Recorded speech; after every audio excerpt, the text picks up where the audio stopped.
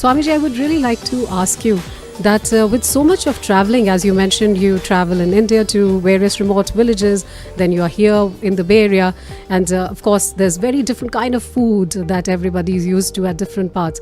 How do you take care of your health? Yes, Seema. Chanakya Pandit said that exposure to the sun reduces the life of clothes. Travel reduces the lifespan of a person. So with all my travel, I realized that maintaining health is critical to this work. And that is why, as a self-discipline, I take out time every day to do the yogasanas, the aerobics, the exercises to sustain my health. As a child, I was introduced to yoga at a very young age. In between, there was a period when I was not practicing the yogasanas.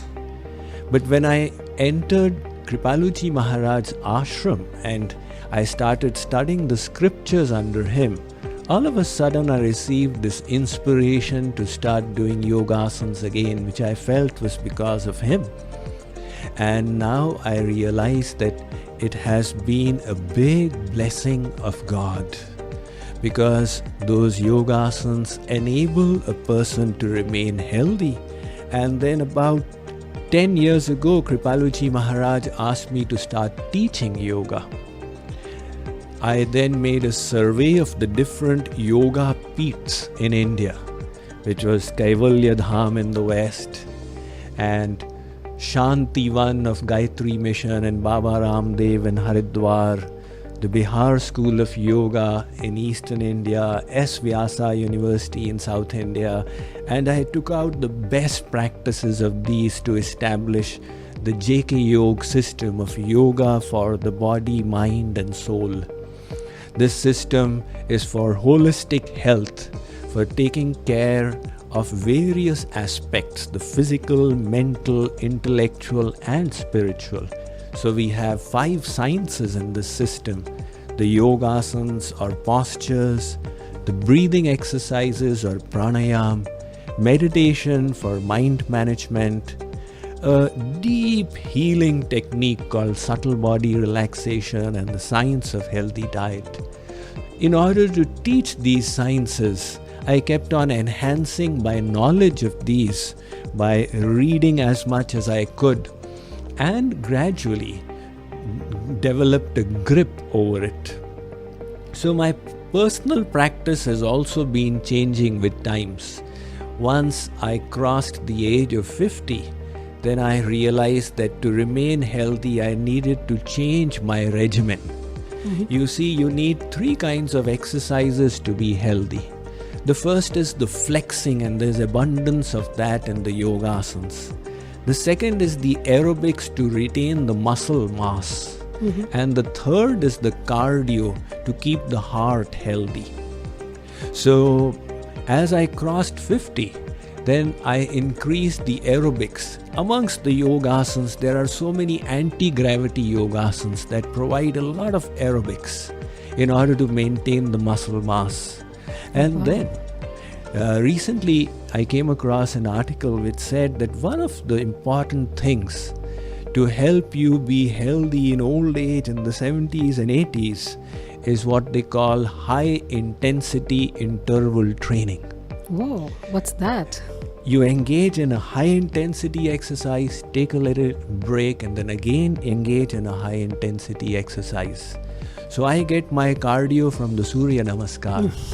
And I just increased the rounds. So do a few rounds, take a little break, do a few rounds, take a little break.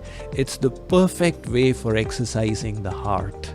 So this is the way I have been sustaining my health. In between, about 15 years ago, I fractured my back in 2 places. 2 places, wow. It was a compression fracture where the cartilage got compressed, and I was bedridden for 1 month. The doctor told me that, okay, you're getting cured, but after this you will never again be able to lift loads or bend forward in your life. So my philosophy is that impossible is a word in the fool's dictionary. I started reading about backaches and realized that these backaches can be cured by strengthening the muscles along the spine. And so I added those postures which would help with backaches. The result was that I enhanced my exercise on a daily basis and actually became a healthier person than I was from before. And I can bend forward freely, I can lift all the luggages that I need to, so I do not feel handicapped. It is the result of a regular daily discipline of the various exercises needed. And the other thing is about the food. You mentioned that you need to eat different kinds of foods. So always maintain a little bit of awareness. Where are the proteins? Where are the carbohydrates? Where are the vitamins? Where are the antioxidants? How much fat is there in the food? People bring out of their devotion, out of their love. But I like to eat what is good for the body, and slowly the devotees have learned that, we can't tempt Swamiji with jalebis and gulab jamuns. So they have started bringing healthy foods for me. It works to my convenience and benefit.